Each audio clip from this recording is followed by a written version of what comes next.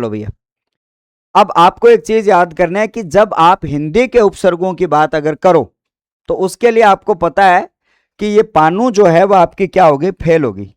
पानू क्या होगी भैया, फेल होगी। भैया पानू क्या है, मेरे से इसने रिजल्ट पूछा तो ये क्या होगी, फेल होगी।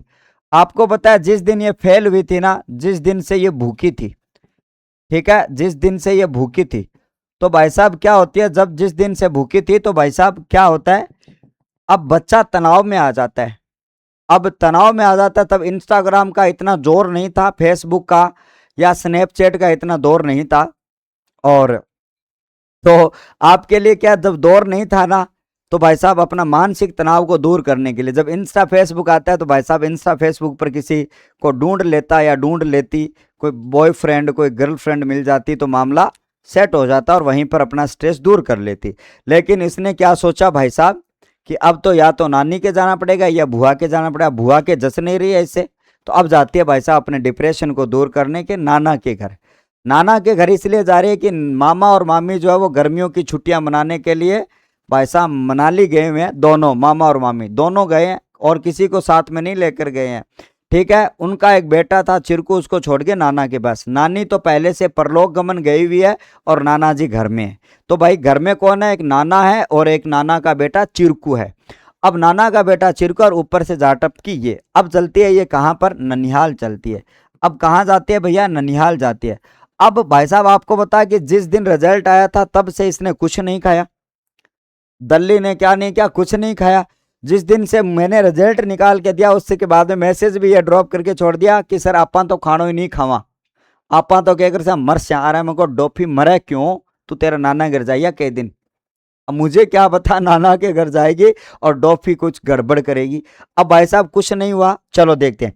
अब जैसे ही नाना के घर जाती है, क्या जाती है, नाना के घर जाकर नाना को कहती है, क्या कहती है, नाना को कहती है, नाना को ये कहती है, क्या कहती है देखो, और जैसे जैसे कहती है वैसे वैसे उपसर्ग बन जाएंगे भैया।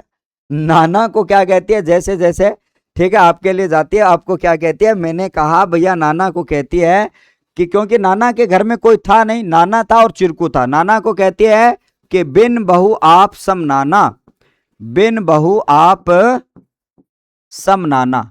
नाना को ये कहती है कि नाना आप तो बहू के समान हो, क्योंकि बहू तो भाई साहब हनीमून मनाने के लिए मनाली गई हुई है। तो ये कह रहा भाई साहब कि बिन बहू आप सम नाना, आधा अनभर ओशन लेना। ये कहता है नाना को आधा अनभर ओशन लेना, ओशन लेना। ठीक है, नाना को ये कहती है कि नाना जी कि आप तो बहू के समान ही लग रहे हो, और बहू के समान जब आपके लिए लग रहे हो, ठीक है, हाँ हाँ सच्ची नहीं बेटा। अब यहां पर मैंने कहा कि जब हम बात करते हैं कि नाना जी घर में जितना पड़ा ओसन लेना, नाना कहते हैं डोफी इतना क्यों, क्या करेगी, घर में तो 25 किलो पड़ा है, क्या सारा आधा 12 किलो खा जाएगी क्या।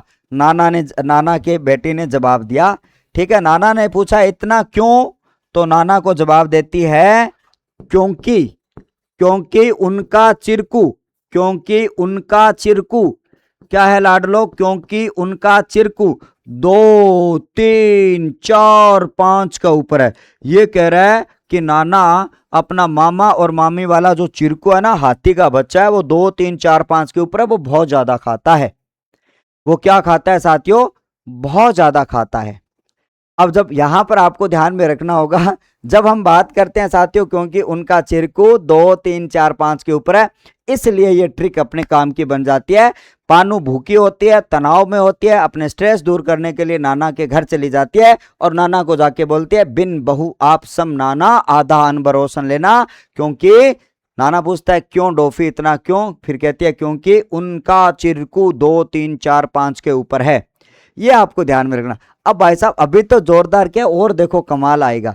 अब देखो ये पानू का जो मामला होता है, अब देखो यहां से उपसर्ग कैसे याद करने आपको। देखो पहला उपसर्ग होता है आपका बिन उपसर्ग, दूसरा उपसर्ग होता है आपका बहु उपसर्ग, तीसरा उपसर्ग होता है आपका सम उपसर्ग। कहते हैं कि कैसे पता चलेगा इन उपसर्गों का, ऐसे पता चलेगा, ऐसे पता चलेगा। आप है और उसके बाद में आपका चौथा सम उपसर्ग है, पांचवा नाना उपसर्ग है, छठा आपका आधा उपसर्ग नहीं होता, अध उपसर्ग होता है, ठीक है, सातवां आपका ए उपसर्ग है, 8वां आपका अन उपसर्ग है, 9वां आपका भर उपसर्ग है, 10वां आपका उपसर्ग है, 11वां आपका सह उपसर्ग है और 12वां आपका नया उपसर्ग है। लेना से हमें कोई लेना देना नहीं है, लेना से हमें कोई भी लेना देना नहीं है, चलेगा। उसके बाद में ये कहता है भैया क्योंकि तो वाक्य को जो कोई गाली तो नहीं निकाल रहा है क्या रे? चलो अब हम यहां से अपने बात करते हैं और आप सभी के लिए, और आपके लिए क्या आ जाता है सर, उनका। यहां पर उन आपका 13 नंबर उपसर्ग है, का जो है वो आपका 14 है, का के साथ में कु को भी जोड़ दो, और चिर है वो आपका 15 नंबर उपसर्ग है, चिर आपका 15 नंबर उपसर्ग है। उसके बाद में आपका ये 2 से आपका 2 उपसर्ग आता है 16 नंबर, 3 से आपका 3 उपसर्ग आता है 17 नंबर, 4 से आपका 4 उपसर्ग आता है 18 नंबर, और आपका 5 से आपका पच उपसर्ग आता है आपका 19 नंबर, कै से आपका 20वां उपसर्ग आता है, ऊ से आपका 21वां उपसर्ग आता है, पर से आपका 22वां उपसर्ग है।